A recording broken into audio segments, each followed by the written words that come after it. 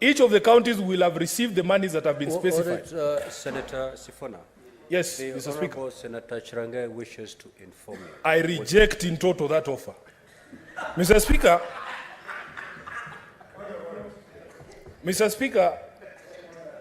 What is your point of order, Senator Boni? Mr. Speaker, you've heard severally. I'm rising on standing order number 105. The senator for Nairobi speak to a misleading statement that the amount which was allocated in Dora bill, there was no increment. Mr. Speaker, the second falsehood is alleging here is that there's a delay in the disbursement of funds. And yet, Mr. Speaker, as late as last week, there was no single county with an arrears. In fact, last week, Mr. Speaker, 32 billion shillings was disbursed. Is he in order to mislead the House, knowing that Dora, that we passed here, raised the money from 370 billion to 385.3 billion, and that all the arrears that had been accumulated by the handshake BBI government was cleared? Is he in order? Senator Sifuna, kindly be factual in your comments. Mr. Speaker, it is a fact that the 15 billion shillings additional that is going to the counties was passed not by the Senate, but by the National Assembly. In the Green Bill that came before this House, that money had been allocated by the National Assembly. We as a Senate did not add a single shilling. Our own committee, Mr. Speaker, I must be heard in silence. This cannot continue. This cannot continue. Order, honorable senators.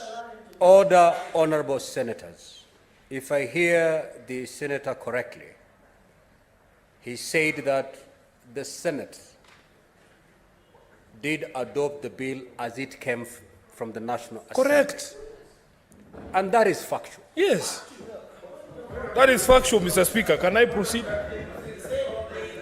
What is your point of order, Senator Boni? Mr. Speaker, according to the Constitution of Kenya, the Dora bill cannot be signed into law without the concurrence of the two houses. Mr. Speaker, is the senator for Nairobi in order to mislead the country that by us agreeing with the National Assembly, we were failing in our responsibility, and yet we were meeting the constitutional threshold that expects that for Dora to become law, it should need the concurrence of the two houses, Mr. Speaker. Mr. Speaker, sir, in conclusion on this point of order, I'm tired and sick of new senators in this House giving the impression that we don't know what we are doing, we are not up to the task. We have worked, Mr. Speaker, and we want our constituents to appreciate us much. I don't earn a free salary.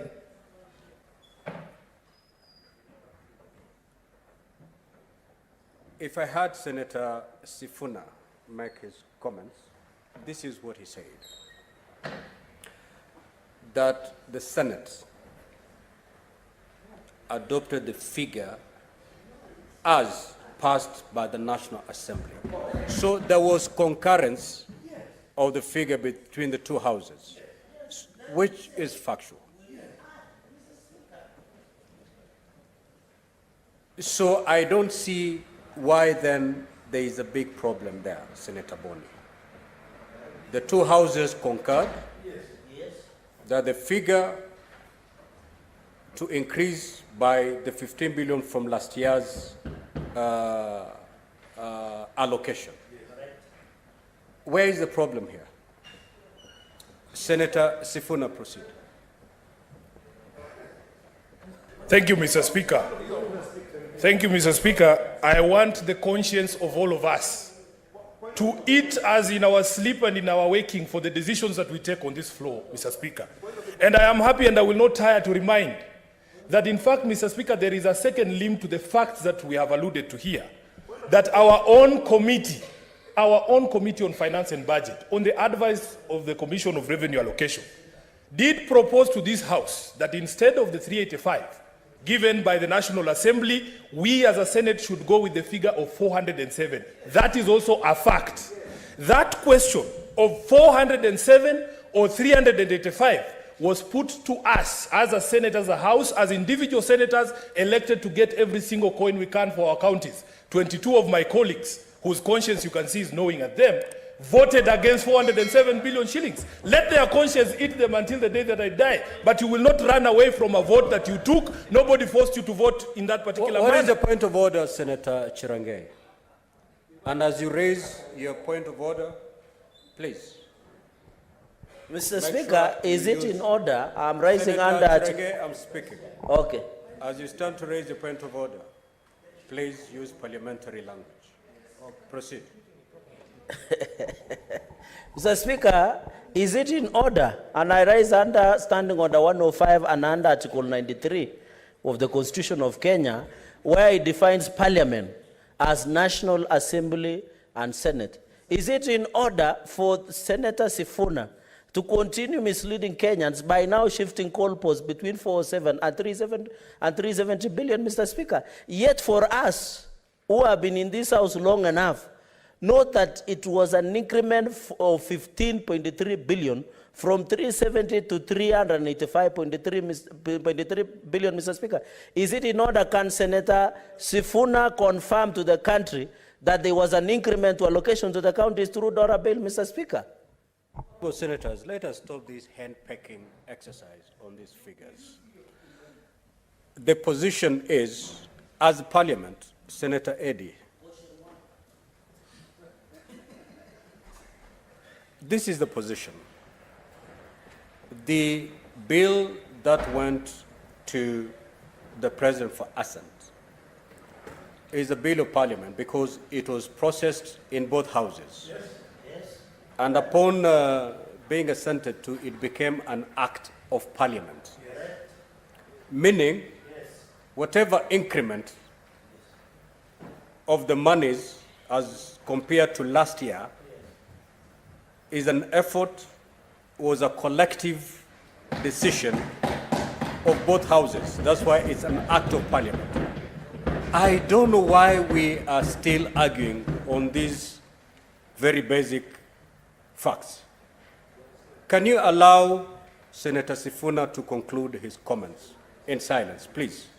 I thank you, Mr. Speaker. What I know is that I am required to comply with the standing orders in my debate. I have stated matters of fact. If those facts are things you are uncomfortable with, that is your own funeral. But I must state the facts as I know them. Mr. Speaker, let me proceed by saying... Senator Sifuna, are you saying if the chair is uncomfortable with those facts, then the chair should... No, I'm addressing you because I don't want to address the people who Senator are in Sifuna, discomfort. just stick to your comments, please. Mr. Speaker... Senator Chirange and Senator Boni, allow the senator to conclude his comments. Mr. Speaker, if there is unparliamentary language that I have used, you need to point it out. I am just saying. Senator yes. Senator Sifuna, indeed you've used unparliamentary language to the extent. Which one? To the extent that you've said for those who voted against, let their conscience eat. I think the Hansard will... Mr. Speaker, that is not unparliamentary. That is linguistic gymnastics, which I'm allowed to perform on this particular floor. I know exactly what he's saying. So going forward, Senator Sifuna, refrain from using unparliamentary language. Mr. Speaker, I am going to find the most flowery language to describe what happened on this House. When the vote for division of revenue was put... Can the senator be heard in silence? Senator Chirange, proceed. When the vote was put here, you had an option to vote yes, to agree with the committee, just like we have been asked under this particular... Mr. Speaker, can I please be heard in silence? Please. You've raised your concern. Senator Sifuna, our standing orders provide very clearly on how you should refer to your colleagues. You refer them as honorable senators. There are no people here, there are no guys here. We have honorable senators. I apologize for that, Mr. Speaker. I am going to look for the most flowery language to remind the distinguished senators on the majority side that your conscience will follow you and the decisions that you take on this floor are public.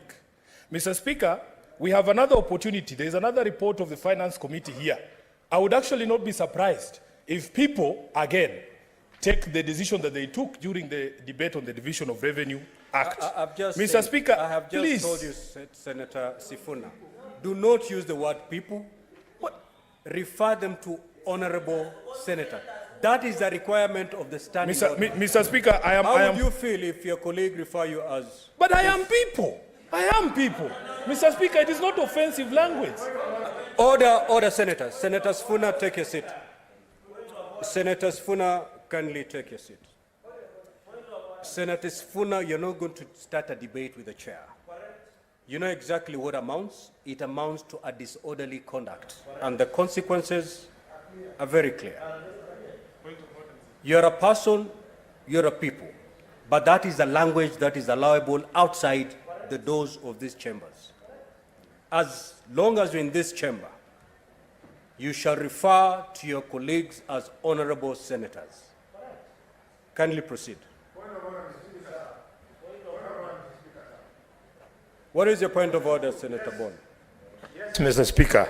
Mr. Speaker, understanding order number 122, and Mr. Speaker, sir, allow me to read, that speaks to disorderly conduct. Yes.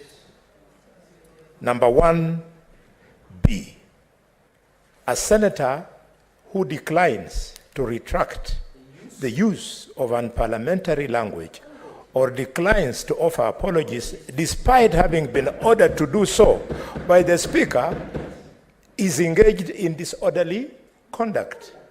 Mr. Speaker, I cannot be voted for by 300,000 people in Kakamega, and Mr. Speaker, I come here and be made a figure of the kind of picture that the Honorable Senator for Nairobi is painting.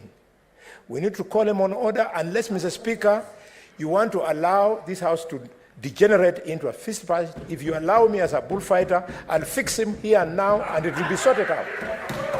Mr. Speaker, sir. Senator Boni,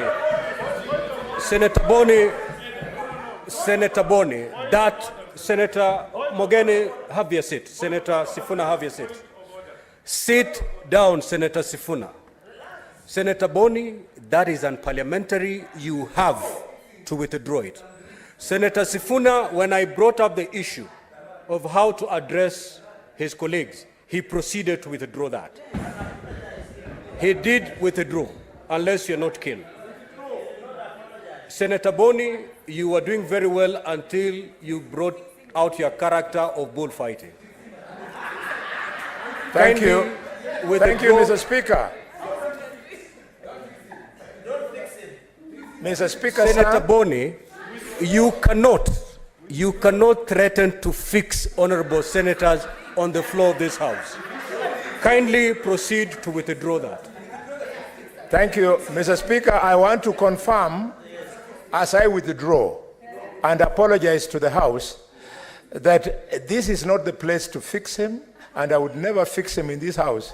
But if he gives me an opportunity, Mr. Speaker, outside this House, there, Senator we cannot allow. Just leave it there. Mr. Speaker, we cannot allow small voice.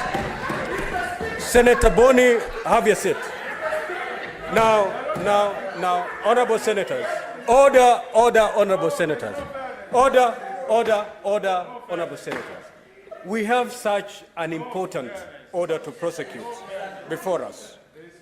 We have such an important matter to prosecute before us.